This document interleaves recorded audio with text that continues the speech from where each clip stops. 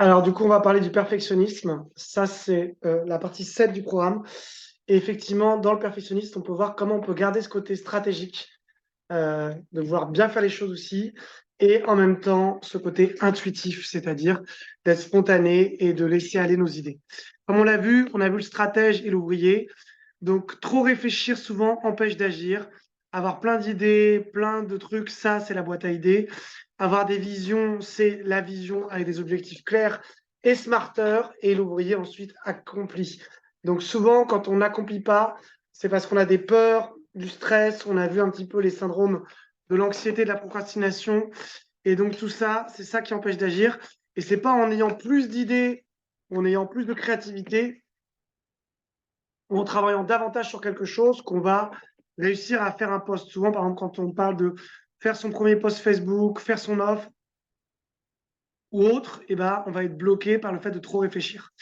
Donc, il faut séparer la théorie, c'est-à-dire moi, je regardais à un moment donné une formation et si vous voulez, je vous montre un petit peu, il y avait vraiment cette notion entre séparer finalement la théorie qui consiste à dire bah, qu'est-ce que je fais, enfin qu'est-ce que j'ai appris. Et la connaissance n'est pas la compétence. La compétence, c'est la connaissance appliquée. Et en fait, il y a des choses qu'on ne peut pas être bon tant qu'on ne pratique pas. Donc, par exemple, quand vous regardez une vidéo, par exemple, de formation, la question que vous devez vous poser, c'est est-ce que je l'ai regardé, ok, mais est-ce que j'ai appliqué quelque chose? Et si vous ne l'avez pas appliqué, ça ne sert à rien de faire toute une formation comme ça, où vous regardez plein de trucs, mais vous accomplissez rien. Moi, ce qui m'intéresse, c'est la colonne appliquée. C'est-à-dire, qu'est-ce que vous avez appliqué de ce que vous avez vu. C'est pour ça que je vous donne un exercice à chaque fois. Donc, séparez bien la théorie de la pratique. Hein. Quelqu'un qui a plein de théories, il va juste avoir la tête pleine de trucs, mais il n'aura rien mis en action. Donc, c'est la pratique qui va compter. Il faut aussi avoir une stratégie avec des objectifs, mais pas des attentes. C'est-à-dire que un objectif, ça veut dire qu'on veut aller dans une direction. C'est un peu comme la barre d'un bateau, mais vous ne devez pas avoir l'attente que le bateau va toujours aller dans le même sens. Des fois, il y a des vents, il y a la marée, il y a des déviations. Et votre but à ce moment-là, c'est de remettre, grâce à votre boussole, le bateau dans la bonne direction. Par contre, vous ne pouvez pas espérer faire un trajet de 10 jours de bateau sans qu'il y ait des problématiques ou de un mois, 2 mois, avec des marées, de l'eau, des tempêtes, etc. Donc ça fait partie du jeu. Il faut accepter l'échec. Vous ne pouvez réussir que si vous acceptez l'échec. Donc c'est la peur de l'échec qui fait que le perfectionniste ne veut pas agir. Or, l'échec fait partie du trajet, en fait. Donc vous devez avoir des objectifs, mais pas des attentes que tout soit parfait.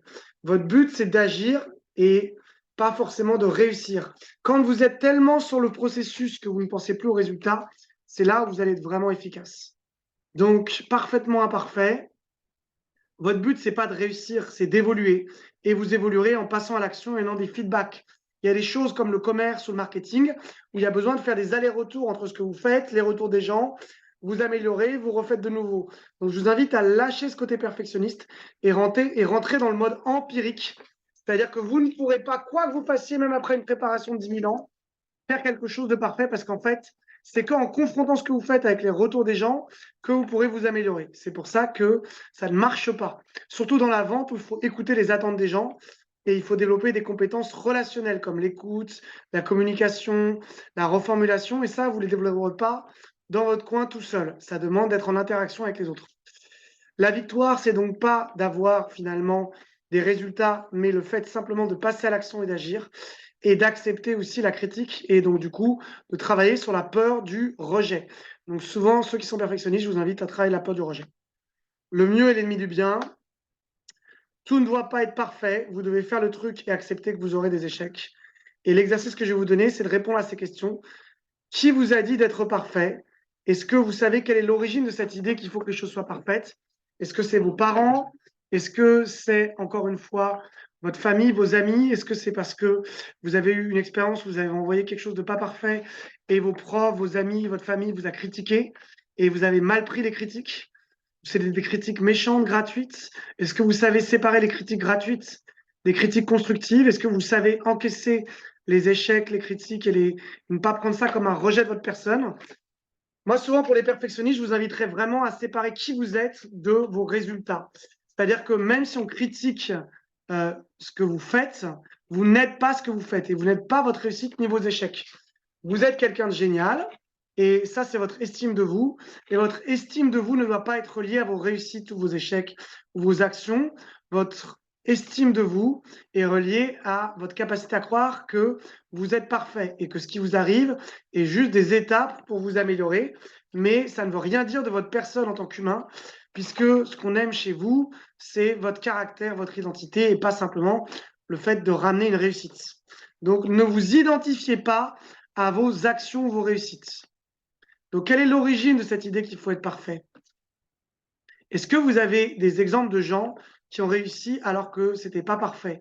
Même si vous, vous avez probablement jugé ça comme étant un peu illégitime ou je ne sais pas quoi, mais est-ce que vous avez des exemples de gens ou de choses que vous avez faites dans votre vie qui n'étaient pas parfaites mais qui ont marché quand même? Ensuite, ressentez finalement, qu'est-ce que ça vous fait de voir qu'en fait, finalement, cette idée qu'il faut être parfait pour réussir, ça vient probablement de votre histoire et qu'en fait, c'est pas totalement vrai et que c'est juste une idée qu'on vous a mis dans la tête. Et ressentez aussi toutes les fois où vous avez fait les choses pas parfaites et ça a marché quand même. Qu'est-ce que ça vous fait? Prenez un temps d'une minute au moins pour voir ça. Ensuite, trouvez à l'inverse quelque chose où ça correspond à une autre croyance qu'il faut être parfait pour réussir dans la vie, qui pourrait être par exemple, je fais de mon mieux et j'accepte que les choses fonctionnent, même si c'est pas parfait. Est-ce que vous pourriez écrire quelque chose de différent, une phrase qui puisse vous inspirer à agir, même si les choses ne sont pas parfaites, comme par exemple, l'important c'est de faire de mon mieux, ou j'agis et j'accepte les critiques et je m'améliore. Quelque chose comme ça. Et prenez le temps ensuite de ressentir qu'est-ce que ça vous fait de dire à voix haute cette nouvelle croyance. Donc voilà l'exercice que je vous propose pour travailler sur votre perfectionnisme.